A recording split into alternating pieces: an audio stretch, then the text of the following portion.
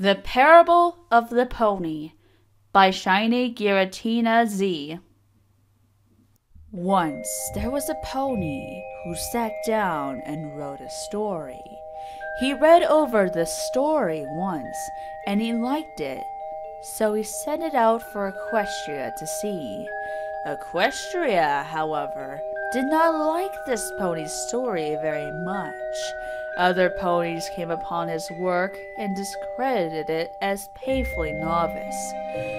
Many spat out poisonous words at him, and others threw themselves upon the story's flaws with glee. A few ponies heard of this commotion and looked into the story deeper. They clearly laid out all that was flawed about the pony's work and suggested ways that it could be changed. When the pony saw what had become of his story, he was quite heartbroken. For a long time, the pony thought to himself of what was to be done about his story. He read what others had thought, and he saw their suggestions and pleas that he better his work. Looking further, he saw that there were some voices among the many that said his story was good. After thinking hard about it, the pony decided to cling to those voices that spoke of his work as good, and see only the positives in what he had done. This idea grew even greater in his mind until the pony decided to believe that he was perfect the way he was. His work did not need improvement, because there were those that had said it was good. He came to believe that his work would never need improvement, and that those who would seek to change it were ignorable.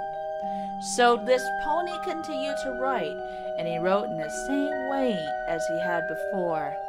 Once again, others rose up against his story, showcasing flaws and formulating ways to change the story into something they defined as better.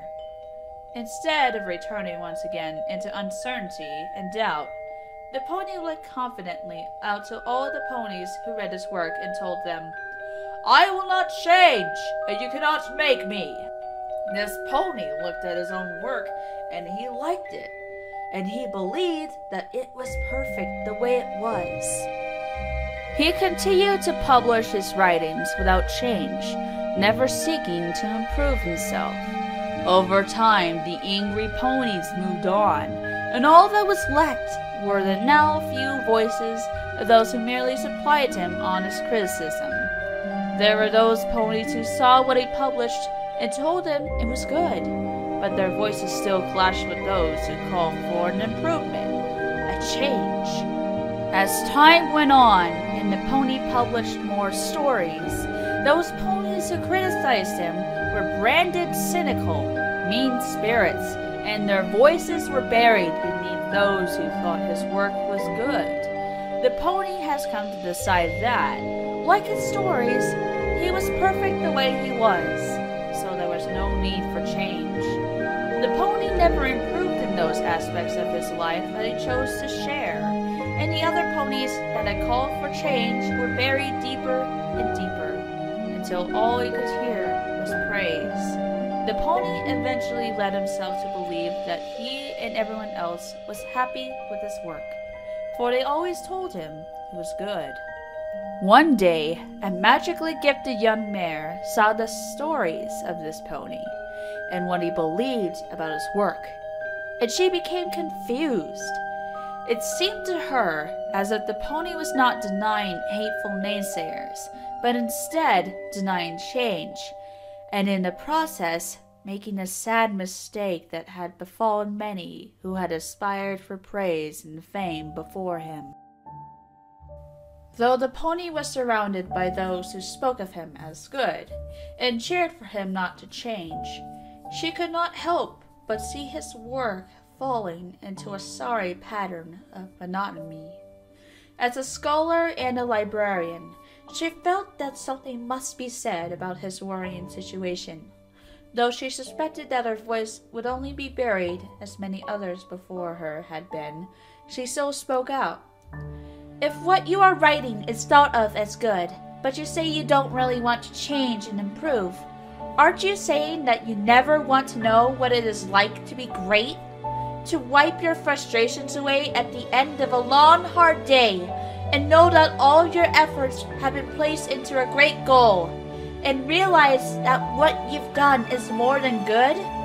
Don't you want to be happy in your hard-earned achievements and not doing the same thing over and over again? Though it may be what the ponies who are calling out the loudest enjoy, don't you want your work to be appreciated by every pony? Her voice too was buried, drowning in a tide of angry supporters who screamed that the pony's work was good and that there would never need to be change. Dismayed only for a short while, the young mare simply moved on. Her mind turned to new thoughts and her eyes to greater heights. She worked as hard as she could, striving always for greater and better ideas. Eventually, after many challenging struggles, she achieved the greatness that her friend and mentor believed she could reach. She let those ponies who shouted against change behind her.